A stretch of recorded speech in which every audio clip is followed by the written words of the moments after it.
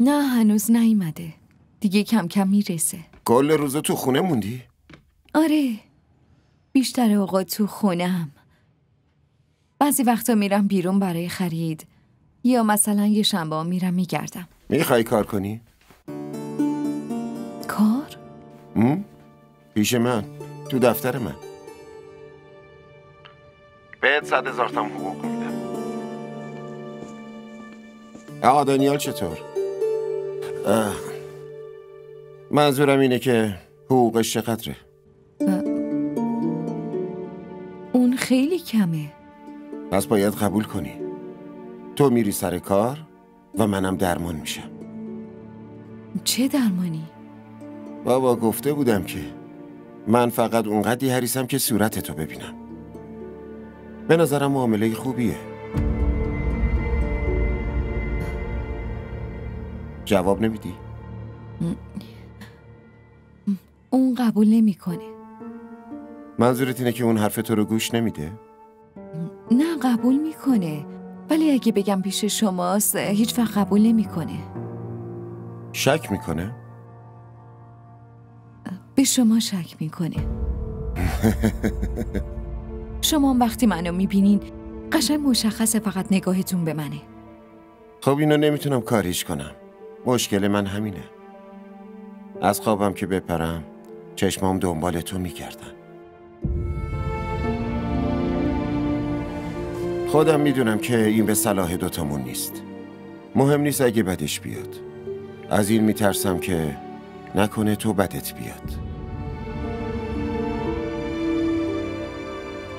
ببخشید ولی این پیشنهادی که بهت دادم منظورم کار کردنه.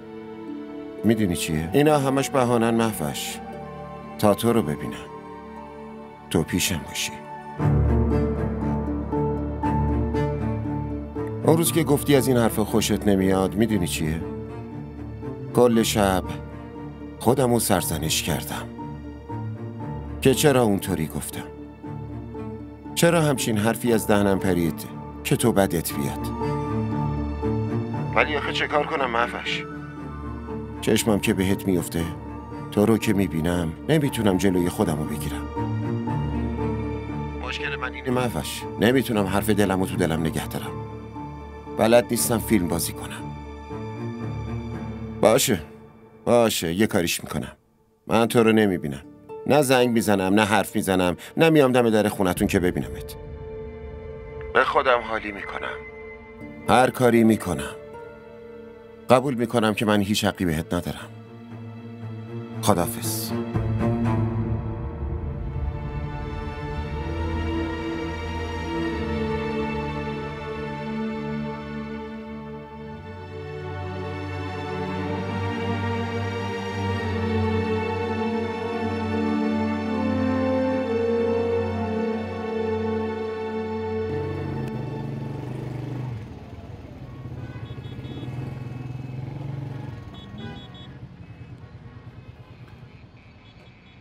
خیلی ممنون، لطف کردی آقا دانیال. نه نیازی به تشکر نیست.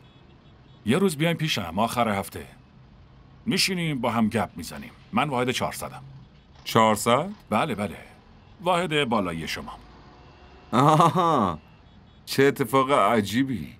امروز یکی اومده بود واحد 400 که شما رو ببینه، اشتباهی زنگ ما رو زده بود. آها باشه، پس یه شنبه میشینیم و حسابی حتما. خداحافظ. آقا بله. آقا امروز یکی اومد کارتون داشت، اسم شما رو گفت، شماره واحدتونم پرسید. منم بهش گفتم.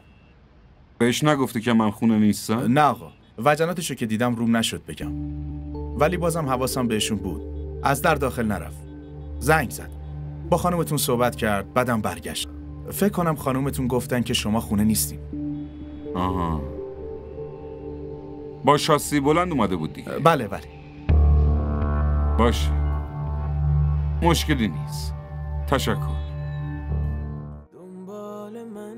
همراه ما باشید و فراموش نکنید که سابسکرایب کنید تا بهترین سریال ها را با دوبله فارسی از تلویزیون دیدی تیوی تماشا کنید.